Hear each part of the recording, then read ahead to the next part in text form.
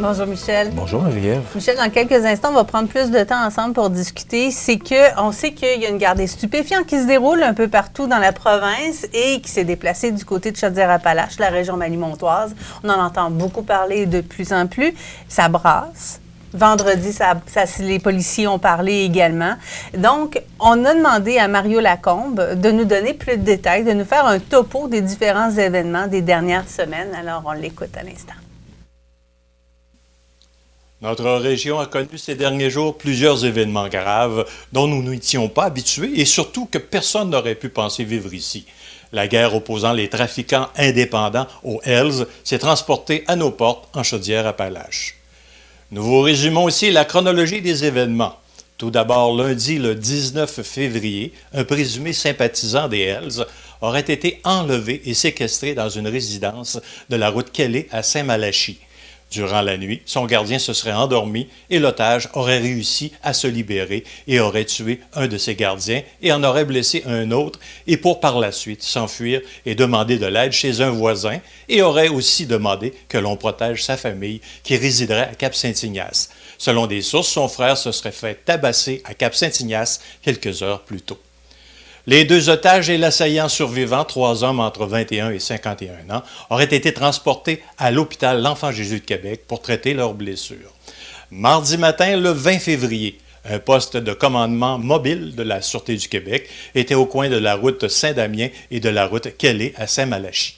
Un périmètre de sécurité assez grand a été installé et les enquêteurs recueillaient les preuves nécessaires à leur enquête. L'identité de l'homme décédé pendant la prise d'otage a été connue mercredi le 21 février. Il s'agirait de Patrick Martin, âgé de 29 ans, affilié au cahier de Dave Pic-Turmel du groupe BFM Blood Family Mafia. Par la suite, 2 jours plus tard, soit le 21 février, Michael Chouinard, 28 ans, de Saguenay, aurait été enlevé en lien avec cette même guerre que se livrent les trafiquants de drogue indépendants et les Hells Angels. Il a été trouvé à Montréal avec un doigt et un orteil amputés. Ensuite, tôt en soirée, jeudi le 22 février, un individu aurait subi des blessures à la tête après une agression armée survenue dans une résidence de la rue Bossé à Montmagny. Cet événement pourrait également être lié à cette guerre entre trafiquants. Jeudi soir, les policiers ont commencé une tournée des bars en Chaudière-Appalaches, au Saguenay-Lac-Saint-Jean et sur la Côte-Nord.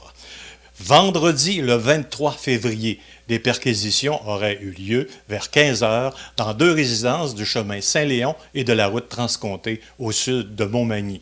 2 hommes de 28 et 38 ans et une femme de 37 ans auraient été arrêtés lors de ces perquisitions. D'autres perquisitions ont eu lieu vendredi à Québec sur la route de la Bravoure et à Ville-Vanier, toujours en rapport avec cette guerre des trafiquants. Une autre agression armée est survenue cette fois-ci à Thetford Mine dans la région de Chaudière-Appalaches. Les policiers de la Sûreté du Québec ont été appelés vers 3h30 samedi dans la nuit à se rendre à une résidence située sur la rue Saint-Nazaire où un homme dans la trentaine a été grièvement blessé puis transporté à l'hôpital. Samedi, vers 11h, 9 individus arrêtés en rapport avec ce dossier ont comparu en vidéoconférence au Palais de justice de Québec sous diverses accusations. Il s'agit de Evan Lavoie, 21 ans, et Adriane Dominique, 37 ans, qui font chacun face à 3 chefs d'accusation, dont séquestration et voies de fait graves, pour des événements survenus à Montmagny entre le 12 et le 20 février dernier. 2 hommes de 38 et 30 ans, Rémi Fournier et Dave Gallienne Picard, auraient commis les mêmes infractions dans une période semblable. Charlotte Montembeault-Vaillancourt fait aussi partie des personnes épinglées par les forces de l'ordre. La femme de 32 ans aurait eu en sa possession GHB, cocaïne et méthamphétamine dans le but de trafiquer. On reproche également à Nicolas Côté, 45 ans, d'avoir incendié KCR Karting à Château-Richer plus tôt ce mois-ci. Selon l'acte de dénonciation, il pourrait avoir comploté avec 4 autres personnes, Patrick Boisvert, Pierre-Alexandre Paquet-Couturier, Ronnie James Saint-Hilaire et Carl Martineau. Les suspects seront de retour au Palais de justice de Québec mercredi matin pour la suite des procédures. Vendredi, vers 14h, la Sûreté du Québec a fait un point de presse à son quartier général de Québec et son porte-parole a déclaré que c'en était assez de ces événements d'une violence jamais vue au Québec. Torture, enlèvement enlèvements, incendies, cocktails Molotov, menaces, coups de feu, etc. Et qu'en quelques jours, on aurait réussi à mettre sur pied une opération d'envergure pour y mettre fin. Cette vaste opération qui comprend plus de 100 hommes et femmes implique la Sûreté du Québec, le SPVQ, les services de police de Lévis et du Saguenay, l'unité d'enquête de l'escouade de la répression du crime organisé, de l'équipe mixte d'enquête reliée à Centaure, de l'équipe intégrée liée au trafic d'armes, de l'équipe d'enquête en crime majeur et plusieurs autres services déployés un peu partout au Québec depuis vendredi dernier. La Sûreté du Québec aurait également rencontré le Hells Mario Banane Auger et d'autres hauts dirigeants de chapitre de Hells au Québec pour voir des pistes de solution à ce conflit, ce qui se ferait régulièrement d'après un porte-parole de la Sûreté du Québec. Le ministre de la Sécurité publique, pour sa part, François Bonnardel, dans un message sur son compte X, a déclaré ce qui suit. On sait que la situation inquiétait les Québécois. Il fallait envoyer un message clair aux criminels qu'on ne ménage pas les efforts pour assurer la sécurité de la population. L'opération déployée, a-t-il dit, vendredi, démontre l'importance et le sérieux qui est consacré à la lutte au crime organisé à l'échelle du Québec. En terminant, la question qui tue, qui mettra fin à cette guerre et comment et qui mettra la main sur Dave Pic-Turmel qui se serait réfugié au Portugal? La police par l'entremise de Interpol ou une des branches des Hells Angels. De plus, d'autres comparutions sont à venir au courant de cette semaine. Mario Lacombe pour CEMA TV. Alors, merci beaucoup à Mario Lacombe pour ce retour sur les différents événements. Ça met en perspective plusieurs choses qui se sont passées, entre autres, dans la région, hein, Michel? Oui, bien, il mentionnait, là, c'est plus de 18 arrestations là, qui ont eu lieu en fin de semaine. Je pense que c'est pas terminé. On veut vraiment, là... on fait le ménage, on fait le dit, ménage. On peut terminer, on peut parler de la Fondation, parce que le souper de la Fondation de l'Hôtel-Dieu de Montmagny, qui avait lieu récemment, c'est le 10 février dernier que la Fondation de l'Hôtel-Dieu de Montmagny tenait son souper bénéfice. 400 personnes ont participé à l'événement qui était de retour cette année et qui a permis de récolter 38 000 $. On avait pris une pause en raison de la COVID, bien sûr. Mais là, chose du passé maintenant, et c'est quand même une activité, Marie-Ève, qui est très lucrative pour la Fondation.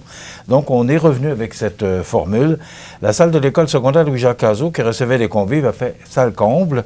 Le comité organisateur s'est dit très heureux de la participation de la population, des bénévoles, des commanditaires.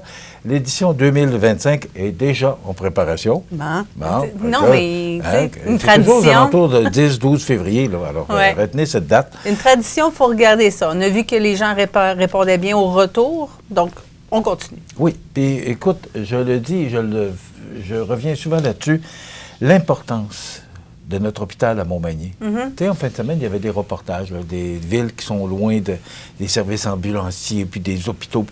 Nous autres, là, c'est juste à côté. Oui, on est chanceux. Puis, oui, puis je suis allé vendredi, là, j'avais des petites raisons d'y aller, là, rien, les prises de sang. Bon.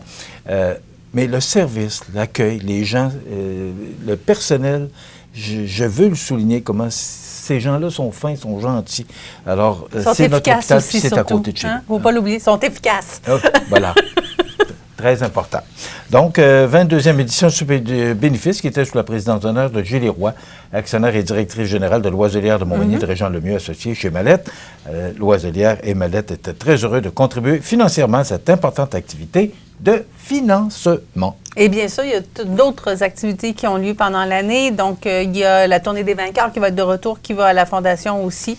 On va vous tenir au courant tout au long de l'année parce que ce sont des événements majeurs pour soutenir justement notre centre hospitalier dont on a bien besoin, comme tu viens de le mentionner, voilà. Michel. Puis, rappelons que la Fondation procède avec ces argents-là, procède à l'achat d'équipements qui sont très importants, dont l'IRM, on se souvient. Et hyper pratique pour nous. Et voilà. Rapidement, Michel, on a une triste nouvelle, le décès d'un grand de la région. Oui, un grand, et on va en entendre parler parce qu'on va en parler au cours des prochaines heures. Le décès de M. Marcel Messervier, cet accordéoniste, ce grand de la musique qui nous a quittés. Ce serait jeudi, là, mais on n'aura plus de détails là, au cours des prochaines heures. Mais on vous annonce officiellement le décès de M. Marcel Messervier et nos condoléances à toute la famille. Alors, bien sûr, c'est la semaine de relâche, Michel, qui s'en vient. Hein, c'est la semaine prochaine. C'est la semaine prochaine, tout simplement. Oui. On va essayer de vous aiguiller sur ce que vous pourriez faire dans la semaine de relâche. Il y a beaucoup de gens qui peuvent en profiter, entre autres du côté du parc du Massif du Sud. On va parler avec David Ledki. On va aller faire une tournée là-bas, encore une fois. Et aussi, on va parler de transport collectif dans Montmagny-Lillet parce qu'il sera offert gratuitement, ce transport collectif, à compter de la semaine prochaine. Alors, tous les détails demain à l'émission.